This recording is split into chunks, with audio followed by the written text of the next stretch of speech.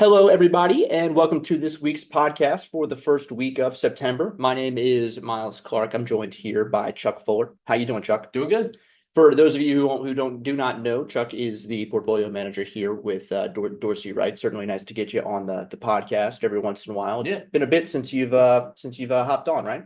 Yeah. I think it's probably been at least a couple months. Yeah, I think since like September or so. Was looking back at the YouTube or whatever. So I think the end of second quarter was when the last time we had you Okay. on. Yeah. Sounds about right. Probably about time for the third quarter coming Right. up. Yep. So kind of agenda for today, I figured I'd chat about maybe your view on the markets a little bit Okay. throughout September, what you're looking at, stuff like that, as we wrap up the third quarter so far, and then maybe a little bit of fantasy football stuff to start off with, how that relates to markets. What do you think? Sure. Okay, cool. So my first question for you is, have you done a fantasy football draft I have yet? not. Okay, well, you do have to get on that because the first game is tonight. Right. It's the Ravens and the Chiefs. How familiar are you with football? You have a team or anything like that that you like? I mean, not particularly. I grew up liking the Giants. The So I'll go with Giants. that. All Yeah. right. Well, listen, if you probably had some good years with Eli Manning in Right. there. Now they're not as good. But the main question you might be asking if you're listening is, well, how does fantasy football relate to stock picking, relative strength analysis, stuff like that? And at its core, what we look for is finding ways to identify areas of relative strength within sectors, within stocks, within whatever it is, right? And that concept on its own can be kind of difficult to understand. But when you apply sports to the picture, things get a little bit easier to understand for clients, for a lot of different people, right? And so having this idea of, well, one team is relatively stronger than the other, so they should win. I think that makes a little bit more sense sometimes than, well, one stock is relatively stronger Sure. than the other. Yeah. So kind of using that idea as a launch pad for this idea of, hey, what do analyst rankings for sports teams, how do they typically do towards the end of the season? And I don't have my computer right up in front of me, but I think we've got some interesting data about how analyst rankings at the beginning of the season, what that translated to at the end of the year. Yeah, I mean, looking at the data from last year, in the 2023-24 season, looking at the top 10, 8 out of the 10 made the playoffs at least, and the both the Super Bowl champs, the Chiefs, and the runner-up, the 49ers, were both in the top 5 in the preseason rankings.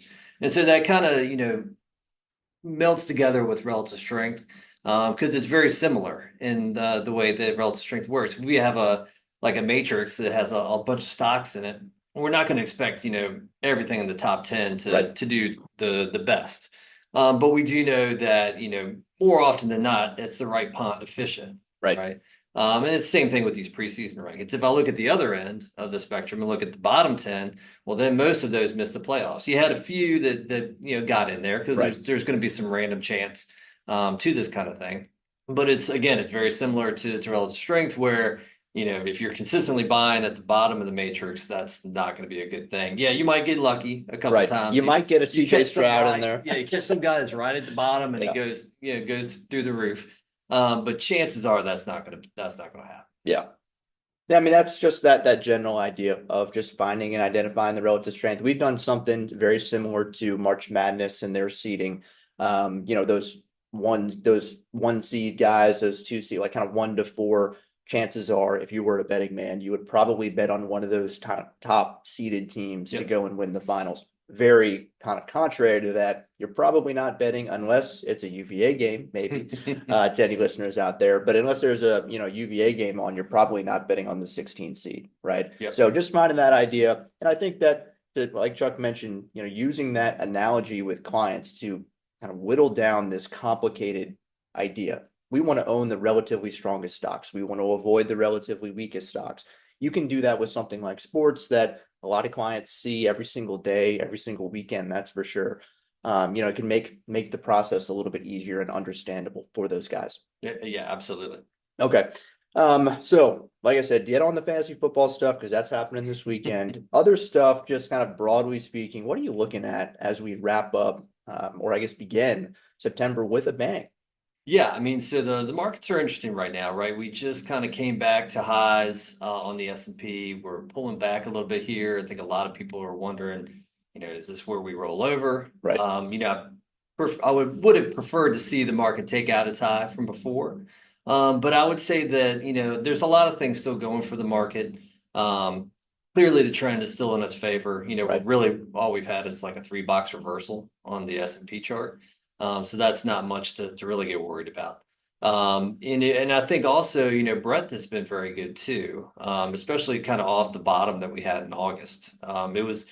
It wasn't acting but so great before that. It was kind of one of these deals where you had a bit of a divergence going on where, breadth was kind of lagging while the market was up at the high.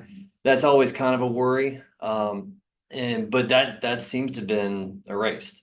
If you look at something like the AD line or something, I mean, we're basically right at the highs on breadth, just like we are in the market.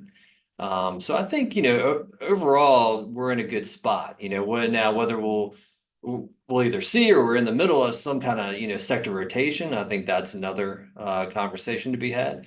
We do have, tech has kind of moved down to Dolly. It had been in number one for quite a bit. Now we've got, I think, financials up there in number one. And we finally had some kind of resurgence from real estate, even though it's been, a terrible laggard for a while. The market's basically flat for the last 2 months and they're up 14-15%. Right. Rate sensitive area. Yeah, exactly. Right. Now the question there is this just a pop? Yeah. From, the rates finally, we're getting some kind of clarity on rates. And it could be, what I mean? It's hard to say.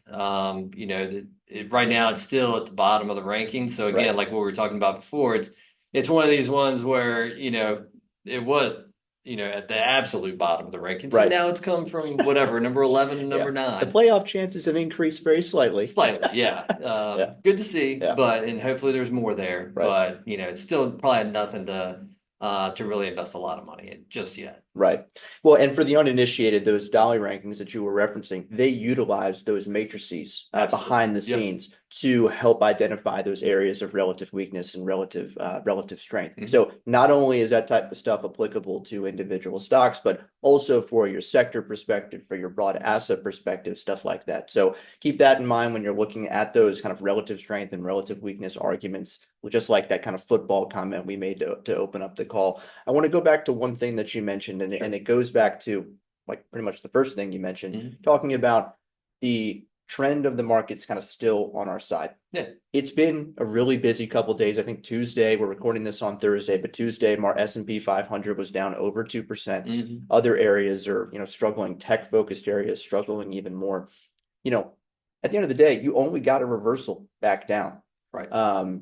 To bring you off of those highs. Now, would you like to see, like you said, it move through those highs?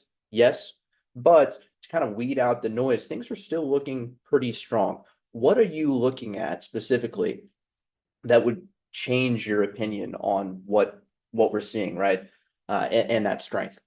Yeah, I mean, I think if you, like I said before, if you saw some of the breadth numbers start to go down. So I say breadth, that's kind of more of a standard technical analysis term. Right. We don't always use a Dorsey Wright, but just think about like the participation indicators that we have, like the bullish percents, the TWs, the PTs. If you start to see some weakness there, again, while the market's still doing good, we're still relatively close to the highs. That can be a sign that, hey, something's not quite right.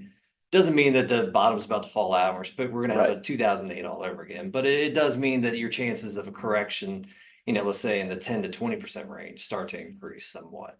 So if we see that, that'll be kind of a warning sign. And then, obviously if the trend itself starts to deteriorate, we've gotten a reversal down. Reversal down's nothing. Right.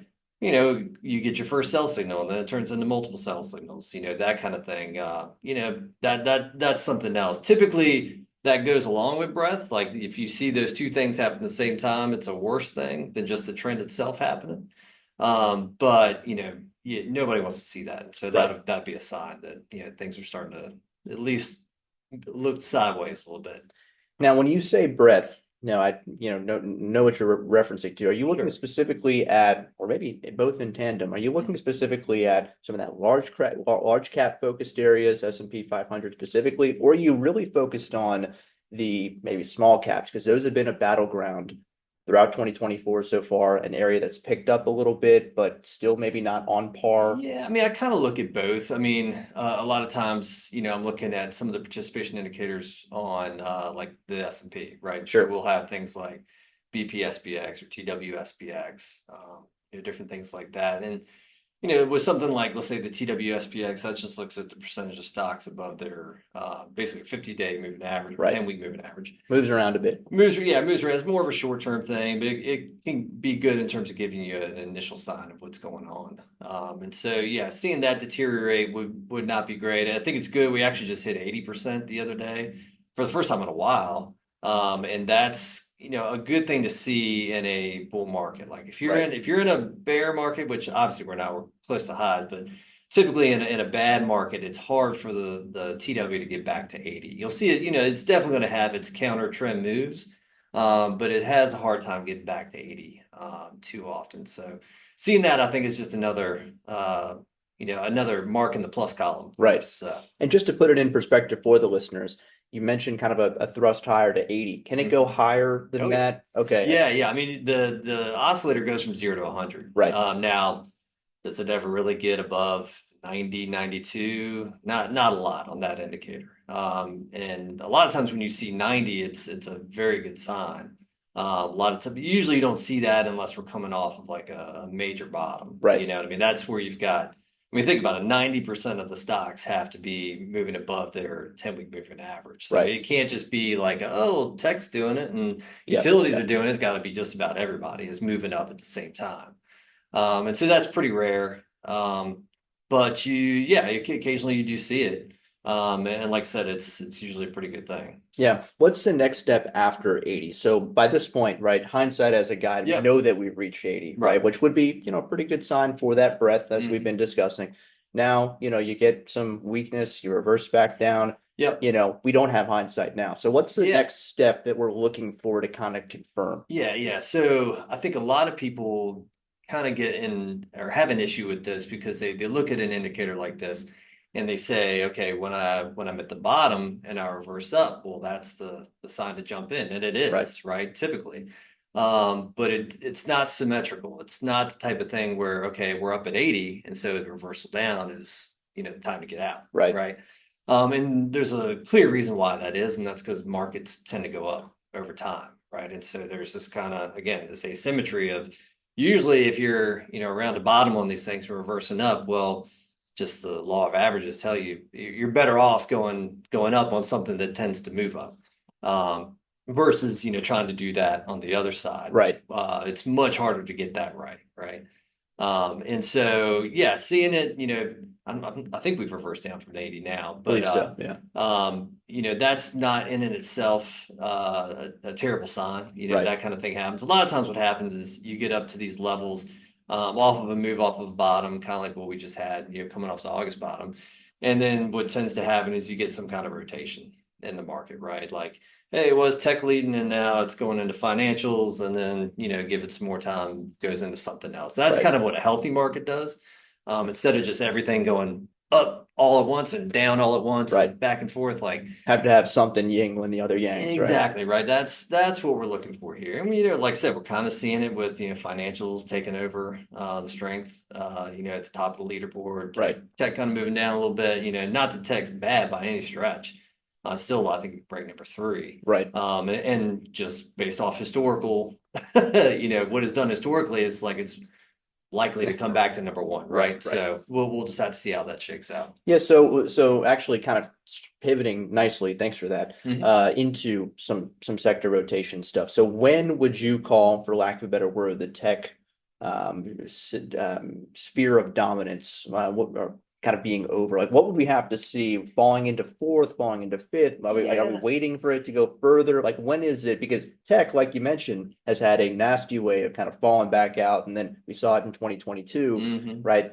Then like a switch it turned on in 2023. Yep. But tech is going up, Yeah. right? So like how do we know? Yeah. Yeah, So I think it kind of depends on what the market's doing too. But, if you see, the market kind of doing its normal thing and tech kind of falls out of the top half, I think that would be a sign that, okay, this might be a different kind of rotation. Right. A lot of times, like when tech, does fall a lot in the rankings, it coincides with the market, Right. right? Because think about it, the market is a lot of Tech. tech, Yeah. right? And so, a lot of times you'll see, the markets get beat up. The TW is like whatever, down around 10 or lower. And and technology's kind of fallen out a little bit. Of course, that's right at around a bottom Hmm. typically, and a lot of times it's those laggard sectors that do the best off of bottom, right? So if technology's been hit the most, it's probably going to rally the most if the market's set up that way. Right. But if you're more like, oh, TW is 50 plus or whatever, and we're just getting normal rotation, and you saw tech kind of fall out of the top half, I Right. think that's a different kind of scenario. I got it. And that doesn't usually happen, right? That's pretty rare. And so yeah, that would be one thing I'm looking for. Okay. And I've talked about this with Will occasionally. I want your maybe confirmation or Yeah. maybe just a counterpoint to it. I've always said, especially throughout 2023, over the last year and a half or so, technology doing great is one thing, Yeah. right? Because it's good for the market. But is it the best for momentum Hmm. in the way that momentum can't necessarily overweight technology as much as it can, let's say, energy or utilities, right? Right. Would a rotation out of technology be painful in the short term, but actually beneficial for momentum in the long It could term? be good for momentum, right? Like it's always hard for momentum when the market itself is the best performing thing out there. And typically the market's the best performing thing when tech is the best performing thing because Right. it's such a big percentage. And so, yeah, if you get into a market where that's not the case, even though and that doesn't have to be the type of thing where we're in a bear market, Right. it could just be a kind of maybe a less screaming bull market, Right. right? Yeah. Just kind of grinding higher. That's really where momentum could really do well because there's 10 other sectors that can all do well that we can overweight maybe more than what the Right. index The market. does. Yeah. Right. Yeah. And so it's usually beneficial for us to see that. But you haven't seen a lot of that in the last, really post '08. You know what I Yeah, I mean, mean? you got fits and spurs of it Yep. slightly in 22, right? Yep. Like in the back half of 22, where thing like and technology sucked, and so Hmm. momentum could underweight that, and then it could kind of pick up energy. Yep. And of course, that was the kind of the nail in the coffin to set up Yep. 2023, Right. where we were momentum was underweight the wrong things Hmm. and overweight or I guess underweight the wrong things and overweight Overweight the the wrong wrong thing. things. Yeah. Yeah, I was Right. looking for the other way around that. Yeah. But yeah, so just interesting. Okay, so momentum, a shift out of technology, maybe not necessarily the worst thing Yeah. for momentum Yeah. specifically. Wouldn't Absolutely be great not. for the market. Yeah, it wouldn't be great for the market, obviously. And it really all depends though. It doesn't have to be that technology is moving down to kind of move out of favor Right, from a momentum basis. that's It's true. just going down less, right? Right, And so that if we're gonna get a rotation, that's kind we should be rooting for, right? right. The one where just other areas are going up more than technology. Right. Speaking to that relative there that we talked about earlier, something's Exactly. going up more than the other, it's relatively stronger. Right. Exactly. Yeah. You had any other thoughts about what you're looking for as we kind of wrap up Q3? That's more or less it. We have this whole, are we gonna get, 50 basis points, 25 basis Right. points rate cuts? Do I you think don't bad news is bad news now, or is it kind of still maybe wishy-washy, like the market doesn't really know what they want? yeah, I mean, I think it does seem like they want the 25. They're pretty certain. So I think and it's hard to imagine that we don't at least get that. Right. Oh, you're right. Um, Right. 50, they seem to be there was still wishy-washy on that. So will we get killed if we don't get a 50? I don't think so. There could be an initial, kind of jerk reaction down, Right. if we don't get it. But then, also you got to remember that if we don't get it, that means that they thought that, growth prospects are still pretty good. Right. It's not needed. Right. It's not needed to go down 50, right? And Right. it could be the type of thing I've seen this happen before where you get to 50 and you think, oh, we got the 50, the market's going to rally. Well, no, it tanks because Right. people see it as confirmation that Right. growth Because is like out the window. it's not strong. Right. Yeah. Exactly. So, it's one thing you can't predict it, Yeah. but It's a catch-22, it essentially. is. There is an argument for both, I think, bulls and bears on either side, but I Sure. think there's a more maybe clear argument for bears on both sides of things. Well, we cut 25, but that's not enough. And then the jobs report, this is pre-jobs report Yeah. recording tomorrow, but then whatever. So the 25 but then then you get inflation a little bit coming back up Hmm. again. What if then that opens up a whole nother can of worms. We've started the cutting cycle Right. and then inflation comes back. I don't even want to Yeah. put that out into the world. It's hard to say what's Yeah, going to happen. And whatever does happen, we could be at a point where, we go down another 10%. And guess what? That right, happens all the time. right. We just had one almost, I think, back in August. And here we are, we're back at the highs, right? It happens and then you recover pretty quickly, typically. And so it's one of those things you just try to stay the course on. But I don't see anything suggesting yet that we're likely to do any more than a standard correction like that. All So, right. I think we will end on that. I think okay. that's a good one to end on.